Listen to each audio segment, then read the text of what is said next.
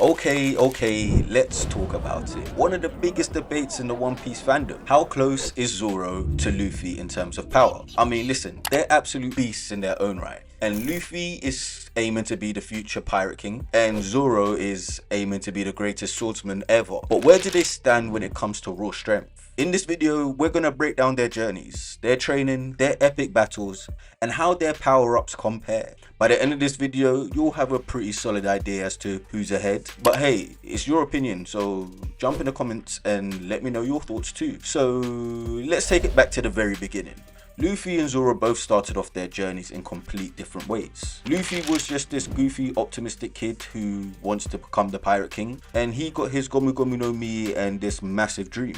And then we have Zoro, who's an already amazing swordsman right from the start, with this dream of defeating Mihawk and becoming the greatest swordsman in the world. When Luffy first meets Zoro, it's clear that they're both strong-willed, but they've both got different drives. Look, Luffy's all about adventure and becoming the Pirate King, and Zoro's more focused on honing his sword skills. But here's the thing, they both have that unwavering determination. You know, Luffy's adaptability just makes him unpredictable, while Zoro's all about perfecting his technique and pushing himself to the limit. Then there comes this big jump, you know, the 2-year time skip, and this is where things get really crazy for both of them. You see, Luffy spends his time training with the legendary Silver's Rayleigh, learning how to harness that haki, plus figuring out how to make his devil fruit even more insane than it is already. And then on the other side, you've got Zoro, and he's training with the guy who he aspires to be in Mihawk, you know, the world's greatest swordsman, in some pretty tough conditions.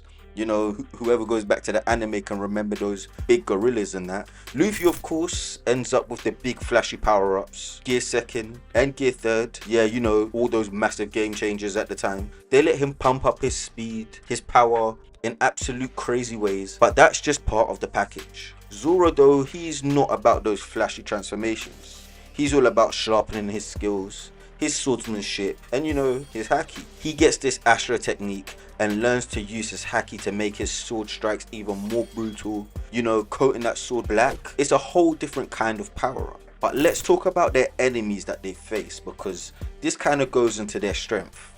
Luffy had his fair share of insane fights. You know, facing off against the warlords, the Yonko, and even the big guys like Katakuri and Kaido. Every battle kind of pushed him to the brink, and that's where he unlocks these insane new abilities. You know, he's been fighting some real monsters, I ain't gonna lie. Zoro's battles, however, have been about, you know, grit and persistence. Take his fight with King, for example. Zoro was totally beat up, but still managed to take that W and get that win. And no, he doesn't have any flashy transformations like Luffy. Zoro wins with his sheer willpower, strategy, and his sword skills. It's like he's always taking his body to the edge, but somehow still finds a way to come out on top.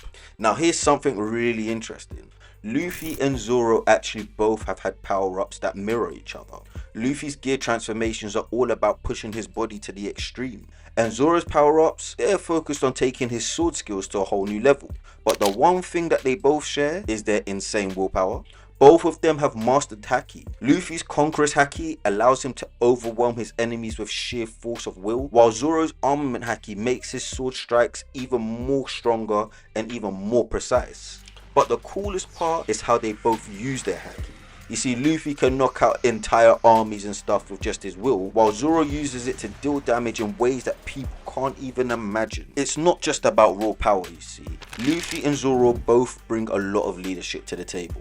Luffy's the captain, and obviously, as we see, he leads with his heart, inspiring everyone to follow him with his big dreams. Zoro, though, he has his own way of leading. He's got Luffy's back no matter what. And when things get tough, you know Zoro's gonna step up. You don't even have to think about it. Zoro doesn't have to be the captain in order to lead and be a key pillar in the crew. Zoro's loyalty and strength makes him just as crucial to the Straw Hat team as Luffy. Even though Luffy's the one with the bigger dream, Zoro's always there, you know, pushing him to be even better than he is, whilst backing him up when things get tough. It's a bond built solely on trust and respect. So let's wrap it up. Is Zoro really close to Luffy in terms of power? I mean, Luffy's still got the edge. His devil fruit powers, gear transformations, and versatility put him ahead for now.